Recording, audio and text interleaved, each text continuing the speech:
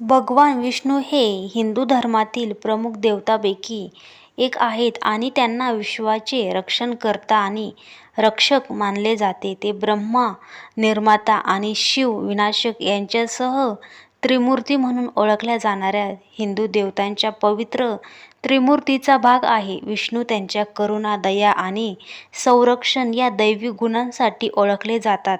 त्यांना अनेकदा शंख, चक्र, गदा आणि कमळ धारण केलेल्या निळ्या त्वचेच्या 4 हातांच्या देवाच्या रूपात चित्रित केले जाते. भगवान विष्णूच्या 10 अवताराच्या कथा आपल्याला धैर्य, श्रद्धा आणि नीतिमत्तेचे जीवन जगण्याची प्रेरणा देतात. प्रत्येक अवतार आपल्याला आठवण करून देतो की चांगुलपणा नेहमी वाईटावर विजय मिळवेल आणि जग कितीही अराजक असले तरीही संतुलन पुनर्स्थित होईल. भगवान श्री विष्णूचा दशा अवतार हा विश्वव्यवस्था पुनर्स्थित करण्यासाठी भगवान श्री विष्णूने धारण केलेल्या विविध रूपांचे प्रतिनिधित्व करतो. हे 10 अवतार पुढीलप्रमाणे मत्स्य, कूर्मा, वराह, नरसिंह, वामन, परशुराम, राम, कृष्ण, बुद्ध, कल्की हे असे आहेत. भगवान श्री विष्णूच्या 10 अवताराबद्दल आणि कथा महत्त्व आज आपण जाणून घेणार आहोत. सत्ययुग, ज्याला सुवर्णयुग आणि सत्ययुग असेही म्हणतात, तो काळ असा होता जेव्हा देवांनी मानवतेवर राज्य केले. या युगात भगवान विष्णू 4 अवतारामध्ये प्रकट झाले: मत्स्य, कूर्म, वराह आणि नरसिंह. मत्स्य प्रथम अवतार. प्राचीन काळी एका मोठ्या प्रलयामुळे संपूर्ण जग बुडून जाण्याची भीती होती आणि त्याच वेळी भगवान विष्णूने जीवन आणि ज्ञान वाचवण्यासाठी मत्स्य, एका महाकाय माशाचे रूप धारण केले. ही कथा राजा मनूपासून सुरू होते, जो एक न्यायी आणि दयाळू शासक होता. त्याला एके दिवशी नदीत एक लहान मासा संघर्ष करताना आढळला. माशाने मदतीसाठी याचना केली आणि म्हणूनच तिला वाचवण्यासाठी मनूने तो मासा एका भांड्यात ठेवला. पुढे त्याने जे पाहिले ते आश्चर्यकारक होते. मासा वाढतच राहिला. माशाचा आकार लक्षात घेता मनूने तो मासा एका तलावात, नंतर एका तलावात आणि शेवटी समुद्रात हलवला. शेवटी माशाने मत्स्य अवतारात स्वतःला भगवान विष्णू म्हणून प्रकट केले आणि मनूला येणाऱ्या प्रलयाबद्दल आणि वेद चोरून समुद्रात लपवणाऱ्या राक्षस हयग्रीवाबद्दल इशारा दिला. त्याने मनूला एक मोठे तारू बांधण्याची आणि जीवन वाचवण्यासाठी बियाणे, प्राणी आणि 7 ऋषी सप्तर्षी गोळा करण्याची सूचना केली. जेव्हा पूर आला तेव्हा मत्स्याने तारूला खवळलेल्या पाण्यातून सुरक्षितपणे मार्ग दाखवला. वेदांना वाचवण्यासाठी आणि ब्रह्माला परत देण्यासाठी भगवान हयग्रीवाशी युद्ध केले. प्रतिमाशास्त्र मत्स्याला मानव प्राणी रूपात चित्रित केले आहे, ज्याचा वरचा अर्धा भाग माणसासारखा आणि खालचा अर्धा भाग माशासारखा आहे. भगवान विष्णूचा हा अवतार 4 हातांनी, 3 हातात शंख, चक्र, कवच आणि एक आशीर्वादात स्थित असल्याचे दिसून येते. तर भगवान विष्णूचा दुसरा अवतार आहे कूर्म अवतार. एकदा देव आणि दानवांनी अमृत मिळवण्यासाठी दुधाच्या समुद्राचे मंथन करण्यासाठी एकत्र आले. यासाठी त्यांनी मंदार पर्वताचा वापर मंथनाच्या काठी म्हणून केला आणि वासुकी सर्पाचा दोरी म्हणून वापर केला. तथापि त्यांना लवकरच कळले की पर्वत समुद्रात बुडत आहे. येथे भगवान विष्णूने कूर्म, एका महाकाय कासवाच्या रूपात पाऊल ठेवले आणि आपल्याला मजबूत पाठीवर पर्वताला आधार दिला. समुद्र मंथन किंवा समुद्र मंथनामुळेच अमरत्वाचे अमृत यासह असंख्य खजिना मिळाले. तथापि जेव्हा अमृत बाहेर आले तेव्हा राक्षसांनी ते हिसकावून घेण्याचा प्रयत्न केला. त्यानंतर विष्णूने अमृताचे रक्षण करण्यासाठी हस्तक्षेप केला, देवांना अमृत मिळाल्याची खात्री केली आणि संतुलन राखले. प्रतिमाशास्त्र कूर्माला एका आकाशीय प्रवाहमंडळाच्या कासवाच्या रूपात चित्रित केले आहे. देव आणि दानवांनी अमरत्वाचे अमृत मिळवण्यासाठी समुद्रमंथन करताना तो अनेकदा त्यांच्या पाठीवर पर्वताला आधार देत असल्याचे दाखवले जाते. त्यांचे रूप शक्ती आणि स्थिरतेचे प्रतीक आहे. तर भगवान श्रीविष्णूचा तिसरा अवतार वराह अवतार. हिरण्यक्ष नावाच्या एका राक्षसाने पृथ्वीला वैश्विक महासागराच्या खोलवर ओढून नेले होते, ज्यामुळे विश्वात गोंधळ उडाला होता. पृथ्वीला वाचवण्यासाठी भगवान विष्णूने वराह नावाच्या एका शक्तिशाली डुक्कराचे रूप धारण केले. ते समुद्रात उतरले आणि राक्षसांशी एका भयंकर युद्धात सामना केला. दोघांमध्ये दिवसभर भांडण झाले आणि त्यांच्या लढाईने आकाश हादरले. अखेर वराहाने आपल्या दातांनी हिरण्यकशाला उचलले आणि त्याचा पराभव केला. त्यानंतर त्याने हळुवारपणे पृथ्वी उचलली, तिच्या दातांवर ती संतुलित केली आणि विश्वात तिच्या योग्य ठिकाणी पुनर्स्थित केली.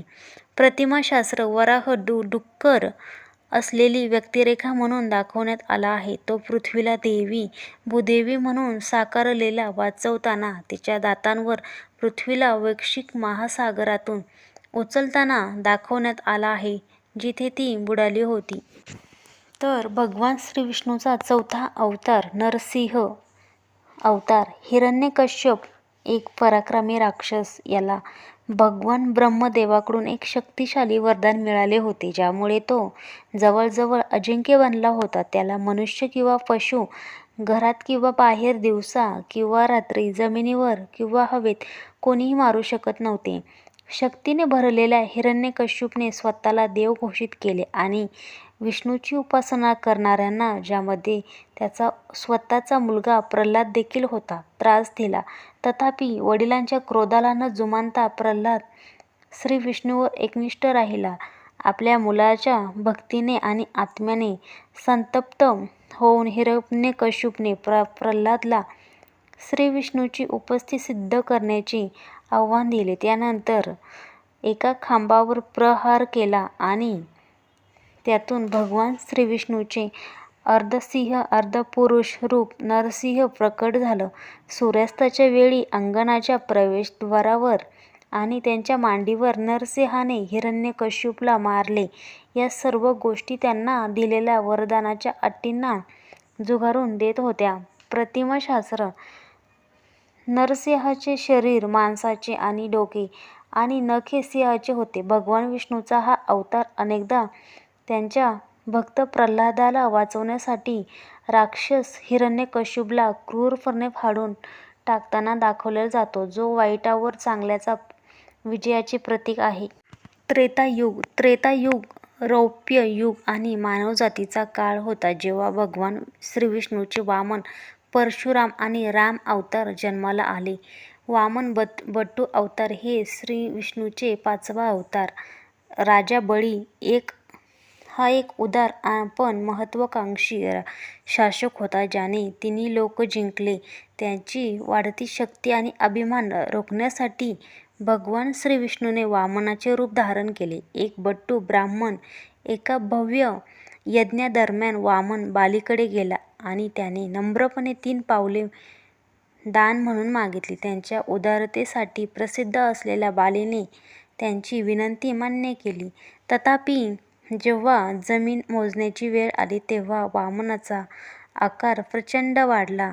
त्याच्या पहिल्या पावलाने त्याने पृथ्वी व्यापली, दुसऱ्या पावलाने त्याने आकाश व्यापले. तिसऱ्या पावलासाठी जागा न राहता बालीने स्वतःची डोके अर्पण केले.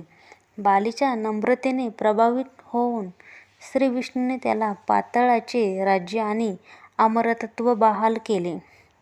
प्रतिमाशास्त्र वामनाचे चित्रण एका लहान बट्टूसारख्या आकृतीत केले आहे, ज्याच्या हातात अनेकदा छत्री आणि पाण्याचे भांडे असते. त्रिविक्रम म्हणून ओळखल्या जाणाऱ्या त्याच्या वैश्विक रूपात तो विश्वाचे मोजमाप करण्यासाठी त्याचा आकार वाढवत असल्याचे दाखवले आहे. एक पाय पृथ्वीवर तर दुसरा स्वर्गात आणि त्याचा हात सर्व सृष्टीवरील त्याचा हक्क दर्शविणारा आहे.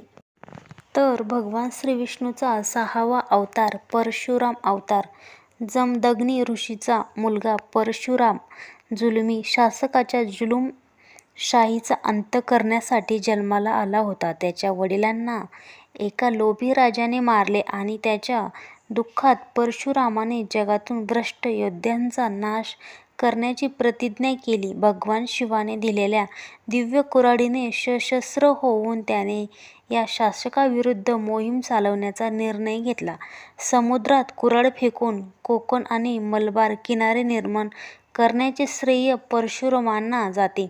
त्यांच्या क्रूरतेनंतरही त्यांनी नंतर तपश्चर्या आणि अध्यापनात स्वतःला वाहून घेतले.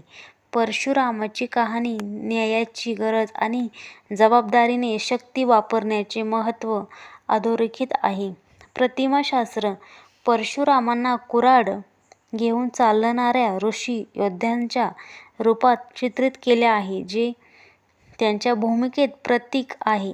ते एका संन्यासीच्या वेशात आहे, अनेकदा भ्रष्ट शासकांचा नाश करण्यासाठी आणि धर्म पुनर्स्थित करण्यासाठी कुऱ्हाड घेऊन एका शक्तिशाली स्थितीत उभा असल्याचे दाखवले आहे.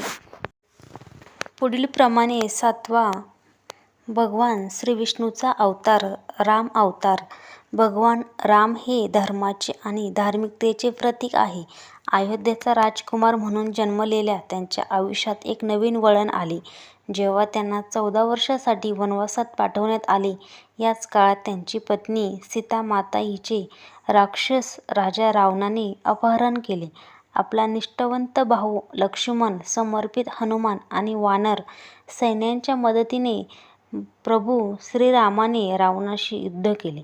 एका भयंकर युद्धानंतर प्रभू रामाने रावणाचा पराभव केला आणि सीतामातेची सुटका केली. अयोध्येत त्यांचे परतणे दिवाळी म्हणून साजरे केले गेले, ज्या दरम्यान शहराचा प्रत्येक कोपरा दिव्यांनी, मातीच्या दिव्यांनी उजळून निघाला. प्रभू श्रीरामांची कहाणी आपल्याला सचोटी राखण्यासाठी किंवा जीवनातील आव्हानांना धैर्याने आणि सन्मानाने तोंड देण्यासाठी प्रेरित करते. प्रतिमाशास्त्र प्रभू श्रीराम हा एक उद्दांत राजपुत्र आहे, ज्याच्या हातात धनुष्य, बाण, मुकुट आणि अलंकाराने सजवलेले चित्रण अनेकदा दाखवले जाते. त्याला अनेकदा त्यांची पत्नी सीतामाता, भाऊ लक्ष्मण आणि भक्त हनुमान यांच्यासोबत चित्रित केले जाते.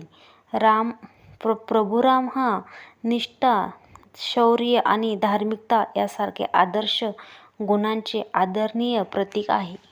भगवान श्रीविष्णूचे 8वा अवतार कृष्ण अवतार. भगवान श्रीकृष्णाचे जीवन, ज्ञान, प्रेम आणि शौर्याची कहाणी आहे. लहानपणी त्यांचे मामा कंस यांनी पाठवलेल्या अनेक राक्षसांना पराभूत केले. तरुणपणी त्यांनी वृंदावनातील सर्वांना त्यांच्या दिव्य बासरी वादनाने आणि खेळकर कृत्यांनी मंत्रमुग्ध केले. प्रौढपणी ते एक रणनीतिकार आणि मार्गदर्शक बनले. महाभारतात श्रीकृष्णाने अर्जुनाचा सारथी म्हणून काम केले आणि कर्तव्य, जीवन आणि अध्यात्म यावर एक गहन प्रवचन देणारा भगवद्गीता दिला. भगवान श्रीविष्णूचा 9वा अवतार बुद्ध अवतार. काही परंपरांमध्ये भगवान बुद्धांनी विष्णूचा 9वा अवतार मानले जाते.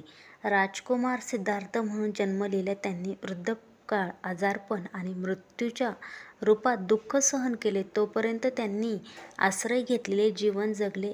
उपाय शोधण्याचा दृढ निश्चय करून त्यांनी हे राजेशाही जीवन नाकारले आणि ज्ञानप्राप्ती होईपर्यंत वर्षानुवर्षे ध्यान केले. करुणा, सजगता आणि अलिप्तता यावरील बुद्धांच्या शिकवणींनी लाखो लोकांना प्रेरणा दिली आणि त्यांच्या कहाणी आपल्याला आंतरिक शांती मिळवण्यासाठी आणि इतरांसोबत सुसंवादीपणे राहण्यास प्रोत्साहित करते.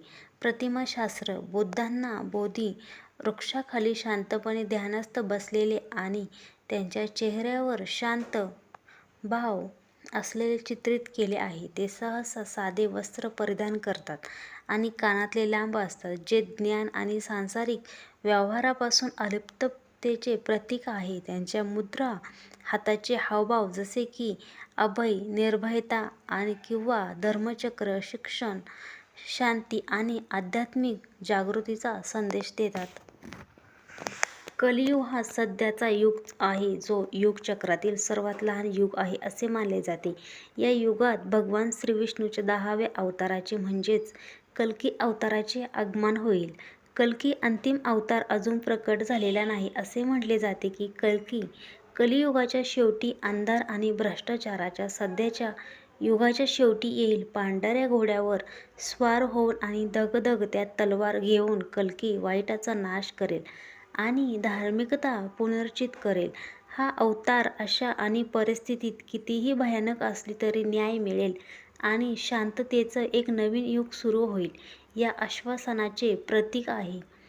प्रतिमाशास्त्र कल्की हे एका पांढऱ्या घोड्यावर स्वार होऊन आणि चमकदार तलवार धरून एका पराक्रमी योद्ध्याच्या रूपात चित्रित केले आहे. भगवान श्रीविष्णूचा हा अवतार भविष्यात वाईटाचा नाश करण्यासाठी आणि धार्मिकता परत आणण्यासाठी प्रकट होईल. असे मानले जाते की हा अवतार आशा आणि चांगल्या जगाचे आश्वासन दर्शवतो.